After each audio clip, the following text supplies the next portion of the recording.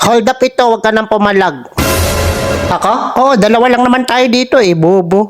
Mamili ka, pera o buhay mo. Wala bang ibang choices yan? Ano to, exam, multiple choices?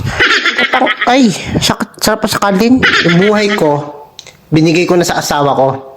Yung pera ko, kinuha na rin niya. Hold upper ka ba o nang-aasar? Wala ganun, hindi ka binibigyan ng pera? Nang-aasar ka yata eh. O sorry na, hindi ko naman alam eh. Pagod ako, galing ako overtime oh. Pag sahod ko, wala naman ako nakukuha. Tapos, Wala ganun, kahit pamasahe. ha? Pag mag-hold up ka, huwag ka na bang asar? Grabe naman affected mo. Saka ako hold up it mo, yung walang asawa, walang pamilya, ganun. Ano yun, tatanungin ko muna kung may asawa o wala. May issue yan. O ito, may iyak ka na eh.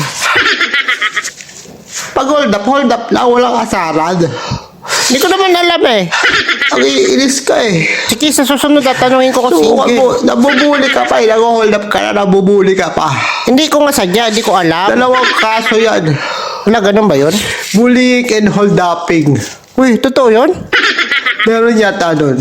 Sige na, hindi na kita hold upin. Nahingan mo pa akong tisyo. Sige na, Hayop. balis ka sa harap ko, nakalibad-baran ako sa mukha mo. Ito na, paalis na. Hindi ko naman alam na under ang hayop ka eh. Ang lakas mo, asarahan.